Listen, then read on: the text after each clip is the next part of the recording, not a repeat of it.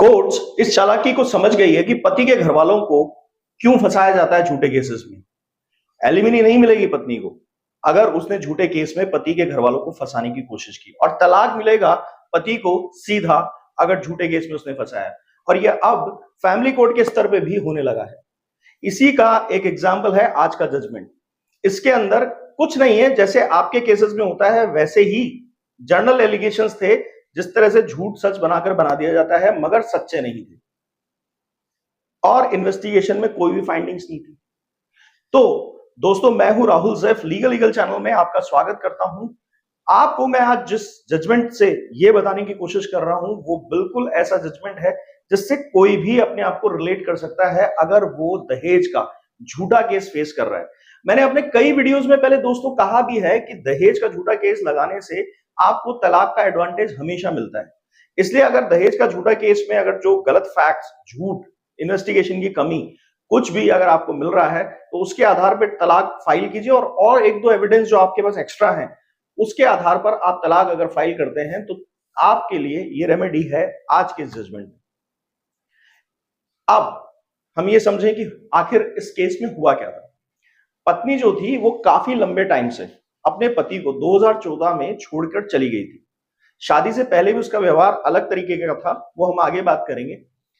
तो उसी चीज को फैमिली कोर्ट ने भी कंसिडर किया और इस आधार पे तलाक दे दिया। बहुत सारी और भी कई मैटर्स थे, वो क्या होंगे तलाक के आधार, वो हम आपको आपके ही केस से समझाएंगे कि आपके केसेस में ये सब पॉइंट्स मिलेंगे, आपको देखेंगे इस वीडियो में आगे।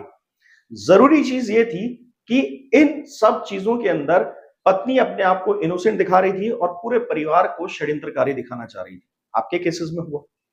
यहां पर अलग रहना भी एक फैक्टर था।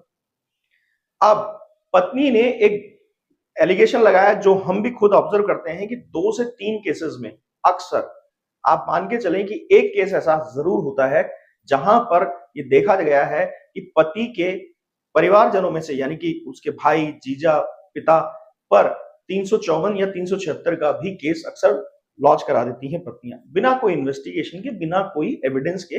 वहां बस पुलिस का काम है अत्याचार को बरकरार रखिए, जो चाहे वो ले आइए, हम ससुराल वालों को फंसाने के लिए तैयार हैं। इसी परिपाटी पर यहां पर भी यही किया गया।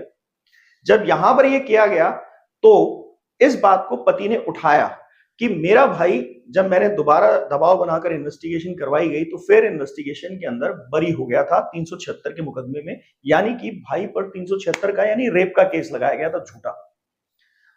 अब यहां पर जो झूठा रेप का केस लगाया गया था वो एक मेजर कड़ी बना इस पूरे केस के अंदर। मगर सबसे जरूरी चीज जिसकी बात आप अपने केस से भी रिलेट कर सकते हैं वो ये है कि यहां पर जरूरी एक पॉइंट जो हर केस में मिलता है वो है झूठे दहेज के आरोप। इसको कोर्ट ने किस तरह से देखा, क्रुएल्टी क्यों माना और एलिमनी क्यों नहीं दी, इसको हम बताएंगे इस छोटे से अनाउंसमेंट के बाद। दोस्तों, इसीलिए हम कहते हैं एजुकेटेड हो जाइए। इसीलिए हम चाहते हैं कि ये कोर्सेस जो हम चलाते हैं, चाहे वो क्रैश कोर्स हो चाहे मेन कोर्स हो, वो आप उसका हिस्सा बने। और उससे फायदा क्या होता है कि आपसे पहले जिन लोगों ने इन कोर्सेज को ज्वाइन किया कॉन्फिडेंट है, शांत है और अपने केस में रिजल्ट लाने की तरफ तत्पर है। कुछ ना कुछ उनके केस में कॉमन इश्यूज जो हैं वो रिजॉल्व होते हैं इन केसेस से। झूठे केसेस के अंदर सबसे बड़ा एडवांटेज ये होता है कि वो झूठा है और आप सच्चे हैं, तो कोर्ट को सिर्फ यही बताना इन कोर्सेज का उद्देश्य होता है आपके थ्रू।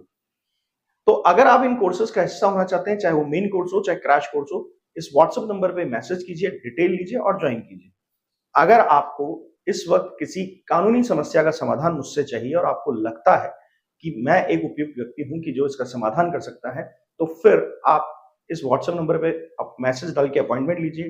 टाइम बुक होगा आपका, उसके बाद दिए हुए टाइम पर आपको मैं समाधान के लिए कॉल करूंगा। और अभी अगर ये वीडियो आगे वाले पॉइंट्स देखने के बाद आपको अच्छा लगता है तो लाइक कीजिएगा, शेयर कीजिएगा और सब्सक्राइब जरूर करके जाइएगा।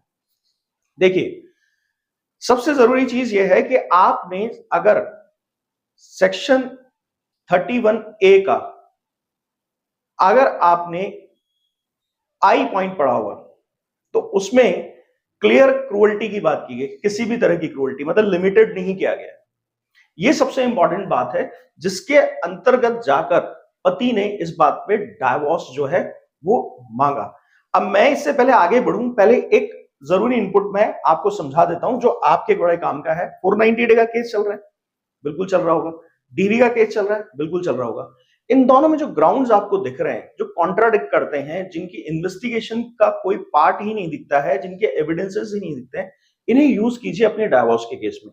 वो केसेस चल रहे हैं, चलने दीजिए, आप डाइवोर्स ले सकते हैं इस आधार पे। क्योंकि क्या होगा कि यहां पर आप पिटिशनर बन जाएंगे, जहां पर आप रिस्पोंडेंट हैं डीवी में और 498 में, पर यहां पर आप पिटिशनर बन जाएंगे तो कोर्ट से आप अपने सबूत दिखा सकते हैं कि एक तो कॉन्ट्राडिक्शंस है, गलतियां जो है वो दिखा सकते हैं, और सबसे इंपॉर्टेंट बात यह है कि यहां पर आप एक महत्वपूर्ण टिप दे रहा हूं, उसको बिल्कुल गौर से सुन लीजिएगा। आप अपनी दिए हुए सबूतों से पत्नी के दिए हुए कॉन्ट्राडिक्शंस को बहुत ज्यादा मजबूती के साथ पेश कर पाएंगे, जैसे इस केस में हुआ। ज्यादा लंबा जजमेंट नहीं, पढ़ लीजिएगा, डिस्क्रिप्शन बॉक्स में है। इसी आधार पर यहां पर इसी तरह से पति ने केस किया चलते हुए 498 में, और यह साबित कर दिया। अब इसमें बेनिफिट क्या हुआ कि क्रूअल्टी के ग्राउंड पर पति को डाइवोर्स मिला। और अगर क्रूअल्टी के ग्राउंड पे, स्पेशली जिस पॉइंट की मैंने बात की, इस आधार पर अगर आप डाइवोर्स लेते हैं तो पहली चीज ये नहीं है कि सिर्फ एलिमनी ही खत्म होगी। हाँ, एलिमनी बिल्कुल खत्म होती है, नहीं मिलती पत्नी को क्रूअल्टी के ग्राउंड पर अगर साबित हो जाता है डाइवोर्स के अंदर। इसके अलावा ये सब चीजें साबित होने के बाद आप अपने डीवी और 498 के मुकदमे भी खारिज करवा सकते हैं। अब ये कैसे करवा सकते हैं, इसके लिए आप एक बार संपर्क कीजिए, थोड़ा डिटेल में जाके बताएंगे। कुछ रूल्स रेगुलेशंस हैं, कुछ इसके अंदर एक्ट्स भी लागू होते हैं, तो उनके बारे में बात की जा सकती है। मगर मुद्दे की बात यह है कि ये चीज आपको जनरली कोई नहीं बताएगा कि डाइवोर्स को काउंटर केस की तरह यूज किया जा सकता है, क्रूअल्टी अगर आप साबित कर सकते हैं। वीडियो अच्छा लग रहा है, कमेंट सेक्शन में जरूर बता के जाइएगा कि आप इसका सदुपयोग अपने केस में कैसे करने वाले हैं। Thank you.